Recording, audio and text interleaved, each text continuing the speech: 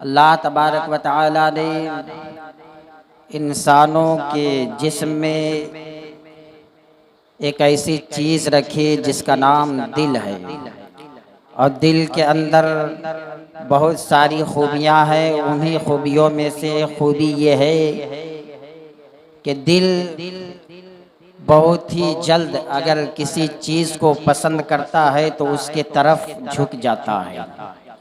दिल के अंदर ये कैफियत है कि जब भी उसको कोई चीज़ अच्छी लगती है तो वो झुक जाता है।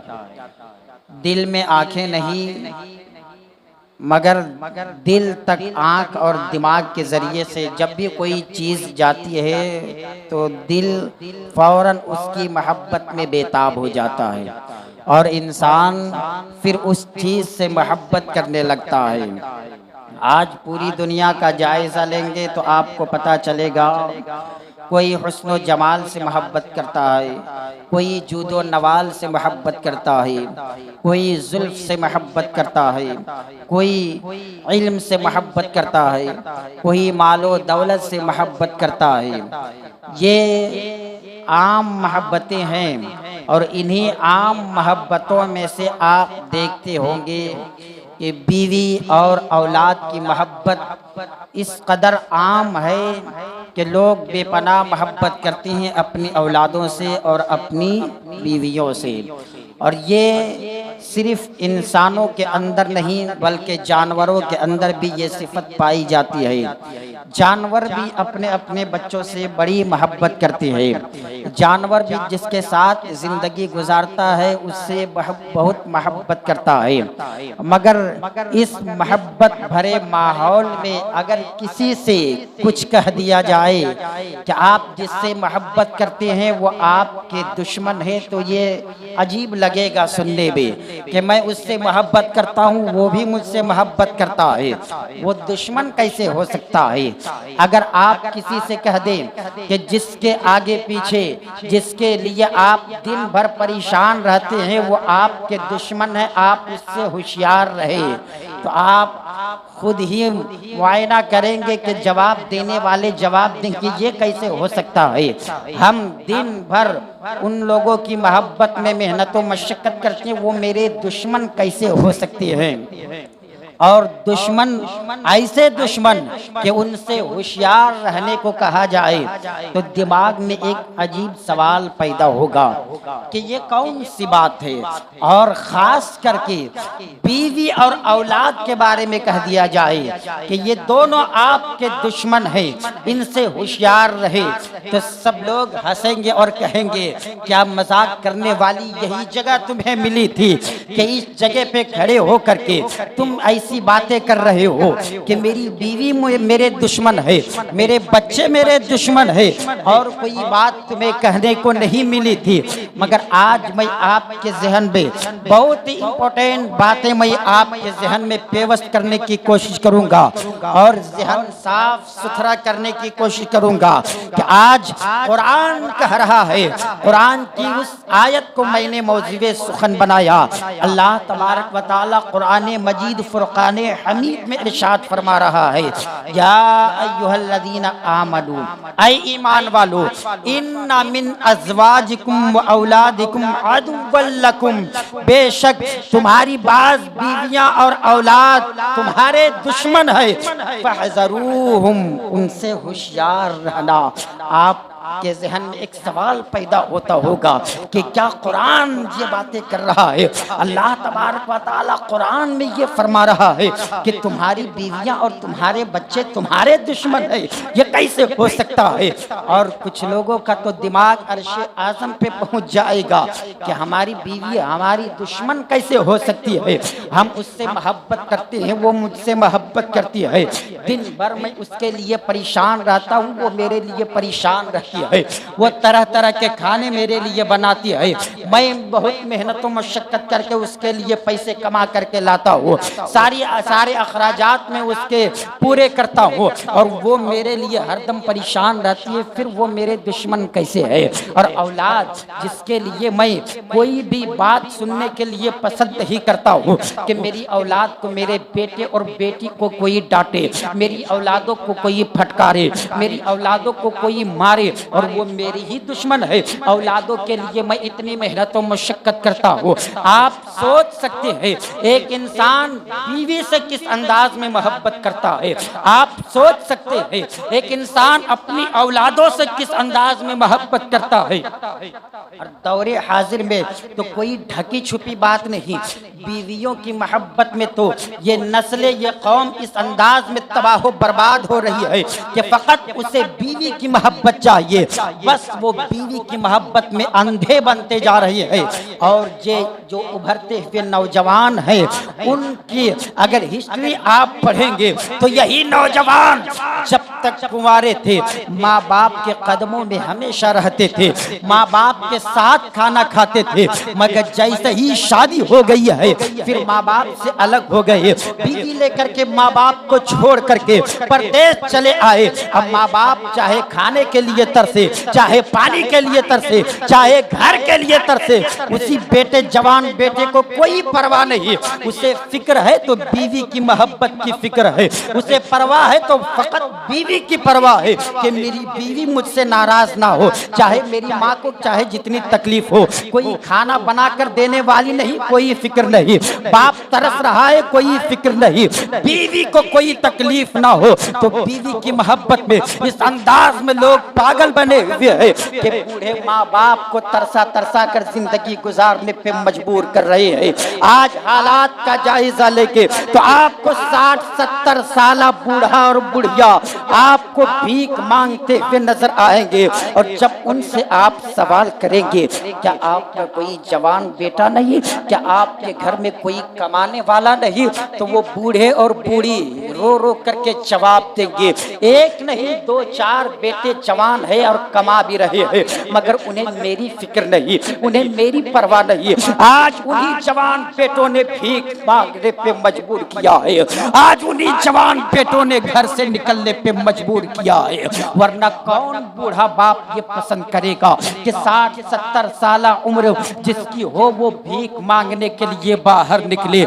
मैं पूछना चाहता हूँ जो प्रॉपर्टी तेरे बाप ने तेरे लिए बचा करके रखा था इसी दिन देखने के लिए कि उसको बुढ़ापे में अपने घर से बाहर कदम निकाल कर भीख मांगने पे मजबूर होना पड़े, ये जवानी उस वक्त तक, जवान जब तक शादी नहीं होती उस वक्त तक तो माँ बाप की अहमियत को समझता है, मगर जैसे ही शादी हो जाती है सारी चीजों को ठुकरा देता है, माँ बाप के अरमानों को कुचल देता है। उस माँ बाप के दिल पे क्या गुजरता होगा, उस माँ बाप के कलेजे पे क्या गुजर रहा होगा, जिन्होंने बड़ी मेहनत और मशक्कत करके अपनी औलादों की परवरिश करते हैं, खुद भूखा रहते हैं मगर औलाद के लिए प्रॉपर्टी की हिफाजत करते हैं ताकि जो दिन मैं देख रहा हूँ वो मेरी औलादे वो दिन ना देखे। बाप की ख्वाहिश होती है कि अच्छे कपड़े, अच्छे खाने और बेहतरीन जिंदगी मैं गुजारूं, मगर वो सारी चीजों को छोड़कर गुर्बत वाली जिंदगी गुजारते हैं।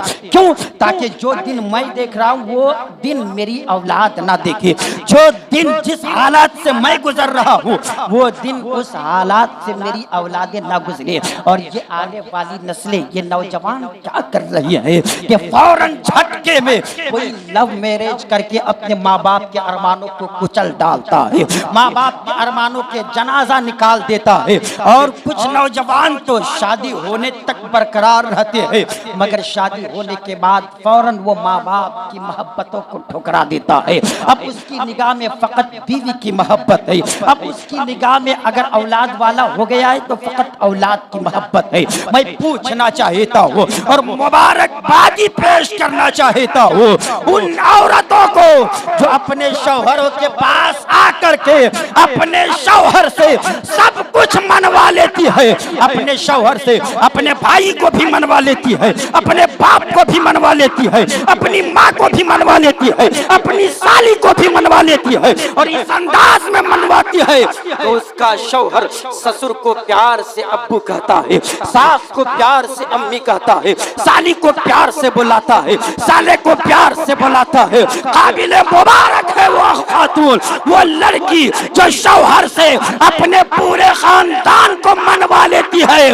मगर वो मर्द नहीं जो एक बीवी हो करके अपने खानदान वाले को मनवा रही है, और शौहर हो करके अपने बाप को ना मनवा सका, बीवी से अपनी माँ को ना मनवा सका, अपनी बहन को ना मनवा सका, अपने भाई को ना मनवा सका, वो उसके बाप को भी गालियां देती है, उसकी माँ को भी ठुकराती है, उसके भाई को मानना नहीं चाहती, उसकी बहनों से नफरतें करती है। मैं पूछना चाहता हूँ, अगर शौहर के अंदर दीनदारी होती और वो कहता मैं तेरे बाप को मान रहा हूँ, तू भी मेरे बाप को मान, मैं तेरी माँ की इज्जत करता हूँ, तू भी मेरी माँ की इज्जत कर, मैं तेरे भाई को इज्जत की निगाह से देखता हूँ, तू भी मेरे भाई को इज्जत की निगाह से देख, मैं तेरी बहन को इज्जत की निगाह से देखता हूँ, तू भी मेरी बहन को इज्जत की निगाह से देख, कितना अच्छा हो जाता।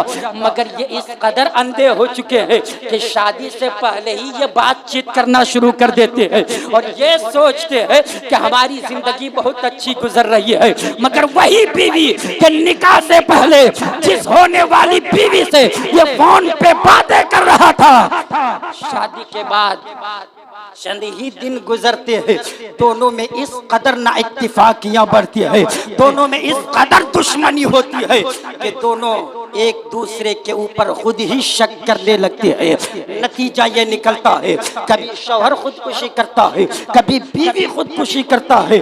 जानते हैं आप ये आने वाली नस्लें इस तरह तबाह बर्बाद क्यों हो रही है? आपने कभी गौर किया?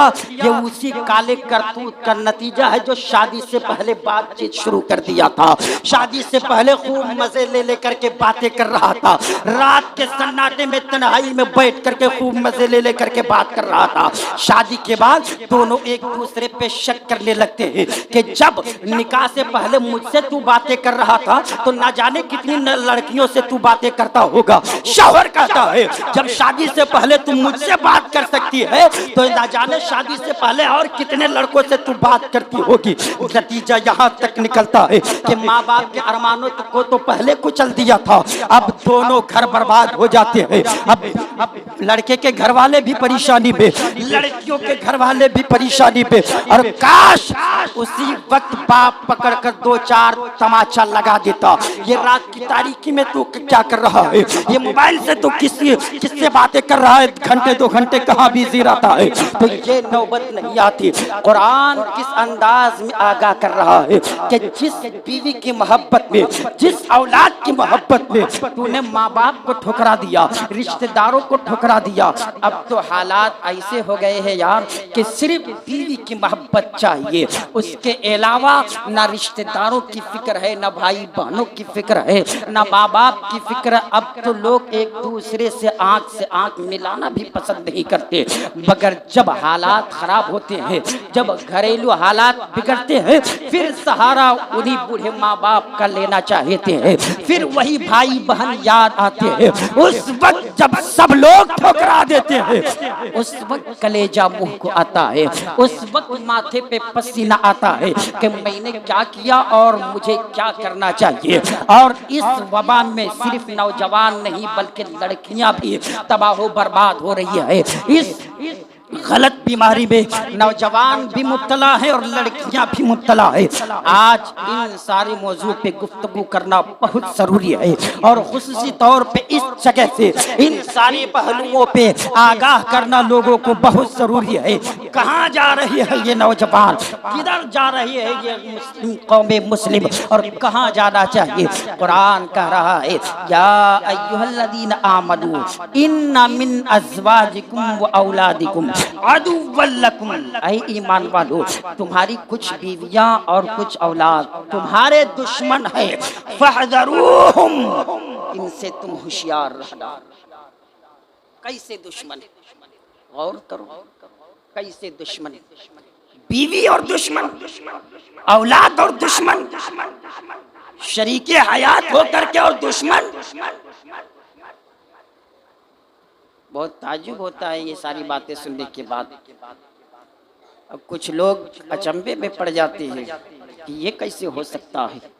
मैं सरसरी तौर पे आईना दिखाना चाहता हूँ कि इतने खतरनाक दुश्मन है, इतने खतरनाक दुश्मन है कि कुरान कह रहा है फहज़रूहुम, उनसे तुम होशियार रहो। बीवी इतनी खतरनाक दुश्मन कि माँ बाप से आपको अलग कर दी, ये दुश्मनी नहीं। ऐसे दुश्मन दुनिया में कोई दुश्मन अगर हो जाए तो दुश्मन तो यही चाहता है कि तबाह हो बर्बाद हो जाए। जिससे दुश्मनी लोग करते हैं उसको हमेशा पस्त करना चाहते हैं, बर्बाद करना चाहते हैं। और बीवी और औलाद जब दुश्मन है और कुरान ने कहा फहज़रूहुम, उनसे होशियार रहो, तो और दुश्मन तो दुनिया में बर्बाद करना चाहते हैं। बीवी और औलाद वो दुश्मन है कि आखिरत बर्बाद कर देते हैं।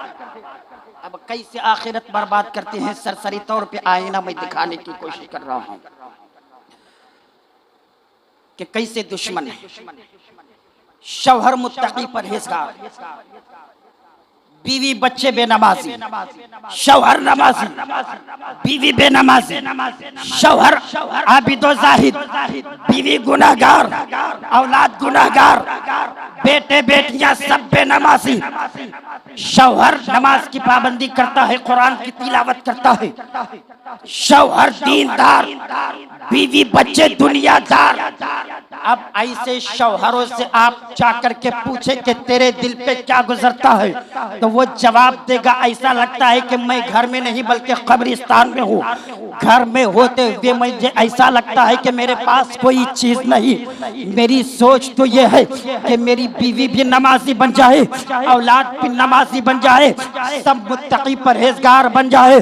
शौहर बार बार ताकीद कर रहा है, बीवी से कह रहा है नमाज पढ़ो, औलाद से कह रहा है नमाज पढ़ो, मगर औलाद भी माँ के नक्शे कदम पे चल रही है। न बीवी नमाज पढ़ रही है, न बेटे बेटियां नमाज पढ़ रही है, एक तने तनहा शौहर नमाज पढ़ रहा है। अब आप जरा उस शौहर के दिल में जाकर के उस शौहर से पूछिए कि आपके दिल पे क्या गुजर रहा है, और ऐसे घर में जाकर के जायजा लीजिए जिस घर का ऐसा माहौल हो कि एक तरफ शौहर मुत्तकी परहेजगार और उसके घर वाले सब खिलाफे शरा कर रहे हो, सब खिलाफे शरा काम कर रहे हो, फिर वो कहेगा कि सबसे बड़े दुश्मन मेरी बीवी और मेरी औलाद है। और मजबूर होकर के कुछ शौहर फिर उन्हीं लोगों के रंग में रंग जाते हैं। क्या करेंगे, वो मजबूर है। न बीवी सुन रही है, न बाल बच्चे सुन रहे हैं।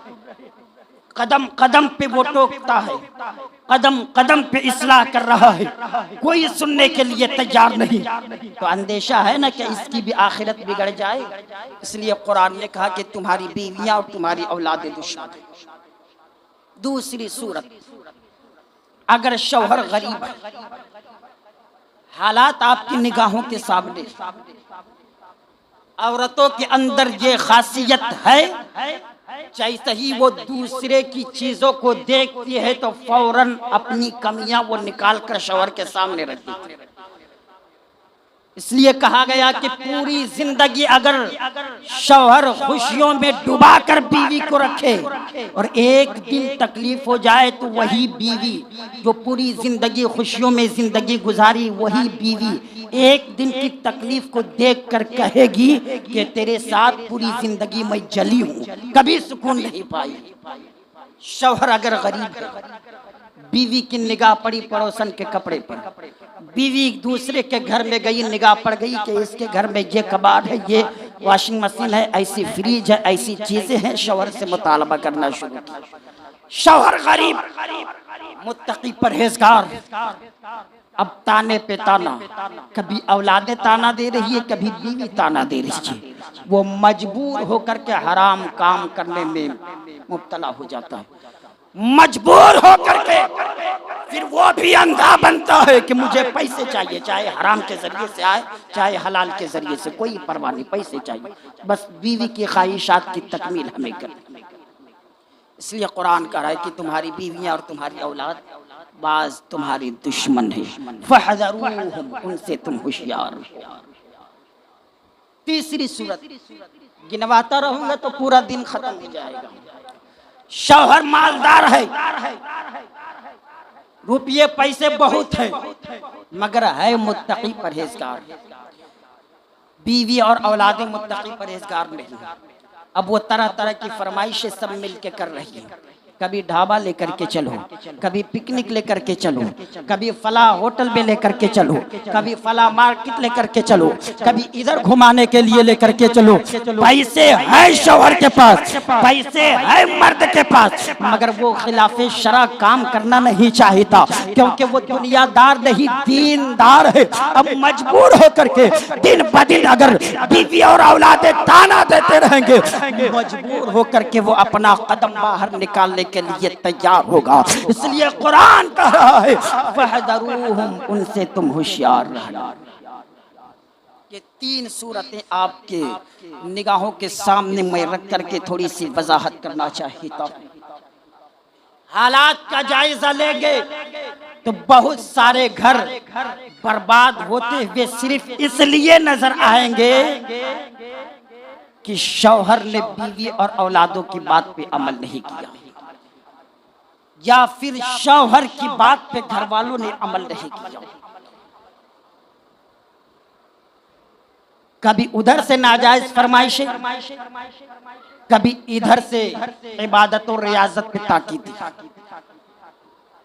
अब जब मिजाज मिलेगा नहीं, दोनों की बातें मैच होगी नहीं, तो फिर लड़ाई आगे बढ़ेगी, ना इत्तिफाकियां पैदा होगी। और जब ना इत्तिफाकियां पैदा होगी तो फिर वो घर नहीं बल्कि पूरे खानदान का माहौल उजाड़ता हुआ नजर आएगा। इसलिए कुरान ने कहा है अगर खुशगवार माहौल देखना चाहते हो, अगर घर का माहौल अच्छा बनाना चाहते हो, या अय्युहल्लज़ीना आमनू उदखुलू फिस्सिल्मि काफ़ा, ईमान वालो तुम मुकम्मल तौर से इस्लाम में दाखिल हो जाओ, खुद भी दाखिल हो जाओ, अपनी बीवी को भी मुकम्मल तौर से इस्लाम में दाखिल कर दो, औलादों को भी इस्लाम में मुकम्मल तौर से दाखिल कर दो।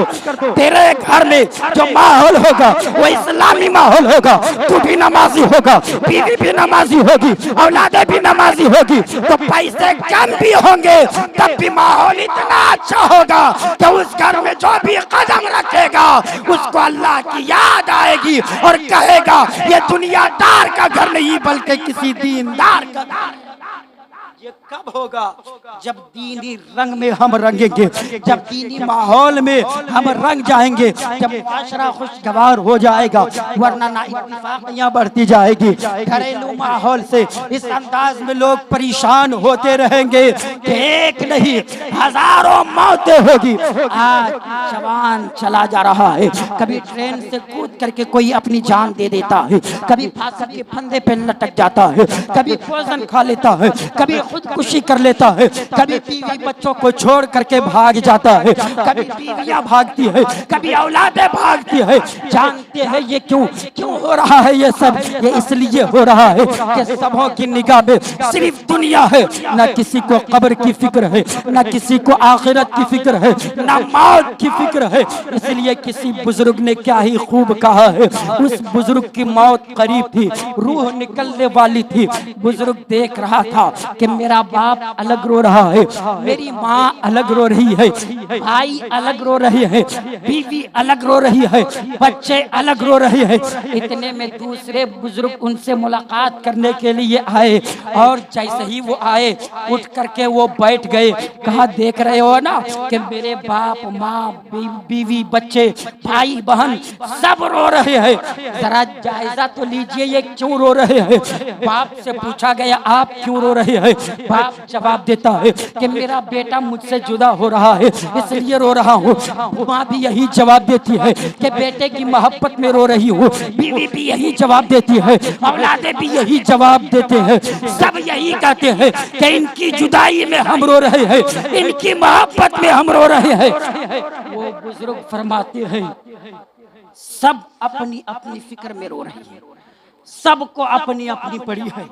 कोई मेरे लिए नहीं रो रहा। कोई इसलिए रो रहा है कि अब पैसे कौन देगा, कोई इसलिए रो रहा है कि अब घर का खर्च कौन चलाएगा, कोई इसलिए रो रहा है कि अब कपड़े वगैरह ला करके कौन देगा, कोई इसलिए रो रहा है कि अब खाने पीने की तरह तरह की चीजें ला करके कौन देगा। मगर कोई मेरे लिए नहीं रो रहे कि मेरे साथ कब्र में क्या होगा, मैं कब्र में कामयाब होऊंगा या नहीं, मुझसे सवाल होगा तो मैं क्या जवाब दूंगा, हश्र में क्या होगा। अब तो मेरे पास जो वक्त था सब खत्म हो गया, अब तो मैं कुछ नहीं कर सकता। सब अपने अपने फायदे के लिए रो रहे हैं, मेरे लिए कोई नहीं रो रही है। इसलिए कुरान ने आगाह किया, ऐ ईमान वालो, तुम्हारी कुछ बीवियां और औलाद तुम्हारे दुश्मन है, फहज़रूहुम, उनसे तुम होशियार रहना, क्योंकि तुम जान लेना कि कब्र में तेरे साथ तेरी बीवी नहीं जाएगी, कब्र में तेरे साथ तेरी औलादें नहीं जाएगी, कब्र में तुझे तने तनहा लेटना पड़ेगा और तने तनहा तुझे जवाब देना है। इसलिए फहज़रूहुम, उनकी मोहब्बत में इस कदर अंधा मत बन जाना कि खिलाफे शरा उनकी मोहब्बत में तुम काम कर लेना, उनके लिए तुम नमाजें मत छोड़ना, उनके लिए तुम झूठ मत बोलना, उनके लिए तुम हराम मत कमाना, उनकी खुशी के लिए तुम कभी दूसरों को धोखा मत दे देना, उनके लिए तुम प्रॉपर्टी मत जमा करना खिलाफे शरा काम करके, वरना तुम उनकी खुशी के लिए हराम काम करोगे तो उनकी आखिरत नहीं बर्बाद होगी, तेरी आखिरत बर्बाद। आज कितने लोग इस चीज में मुब्तला हैं कि बीवी बच्चों के लिए किसी की परवाह नहीं करते, बीवी बच्चों के लिए हराम पैसे कमा रहे ताकि घर वाले खुश रहे। कुरान इसीलिए आगाह कर रहा है कि तुम्हारे दुश्मन हैं। अच्छा, जब दुश्मन है तो क्या करना है, दुश्मन है तो क्या करना है, इसका मतलब ये नहीं कि लाठी उठाई और आज ही मारपीट के घर से भगा, ऐसा नहीं। कुरान ने आगे कहा, वइन ताफू व तस्फहू व तगफिरू फहज़रूहुम, पहले कुरान ने कहा कि उनसे तुम होशियार रहो और समझाओ, बार बार समझाओ, जब तक जिंदगी रहे समझाते रहो, ना समझे तो तुम घर मत तोड़ देना, तुम जुदा मत हो जाना। अगर जुदा हो जाओगे तो और वो लोग वबाल में आ जाएंगे, अगर तुम छोड़कर चले जाओगे तो अब तो खुले आम बुराई करेगी, अब तुम चले जाओगे तो घर से बाहर निकलकर बुराई करना शुरू कर देगी, अगर तुम ही छोड़ दोगे तो औलादें भी आवारा हो जाएगी।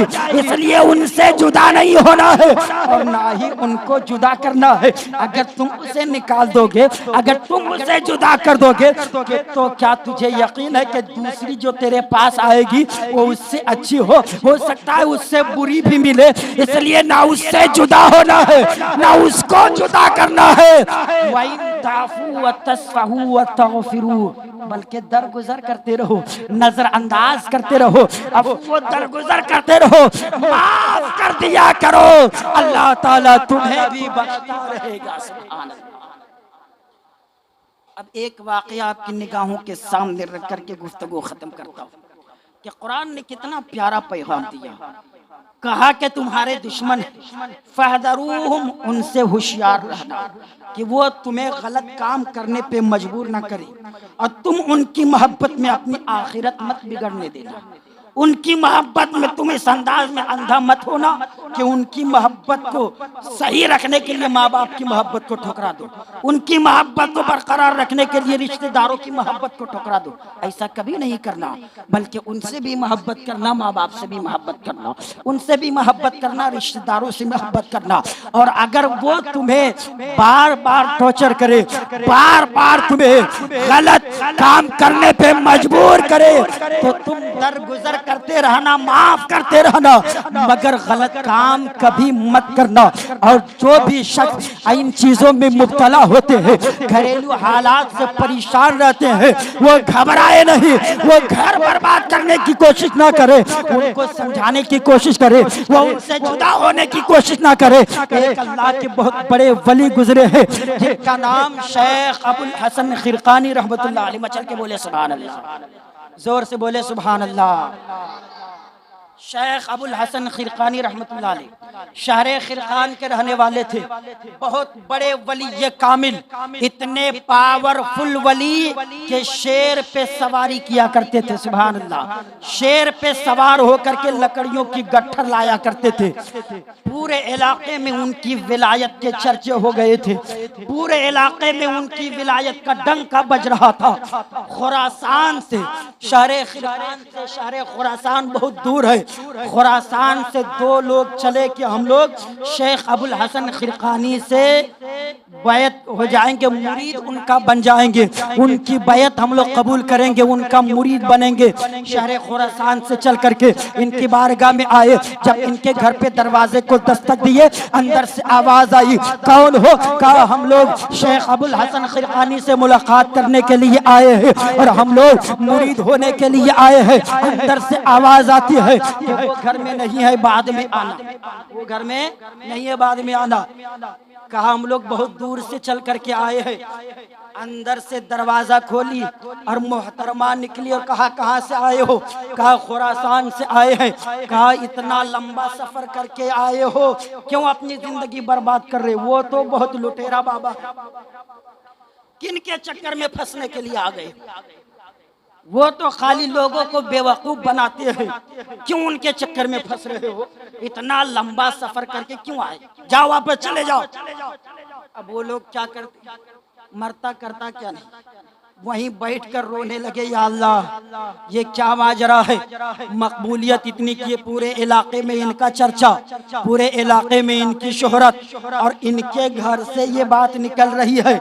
आखिर मामला क्या है? कहा अच्छा पता बता दीजिए कि वो किधर मिलेंगे, किधर वो मुलाकात उनसे किधर होगी। कहा और उनका काम क्या है? वो तो कुछ करते नहीं, कुछ लेना देना उनको तो है ही नहीं। वो जंगल जाते हैं, लकड़ियां जमा करके जंगल से लाते हैं और उन्हीं लकड़ियों को बेचकर घर में जो कुछ राशन पानी जो कुछ होता है वो सब चलाते हैं और कुछ नहीं करते। जाओ वो जंगल की तरफ, किधर मिलेंगे?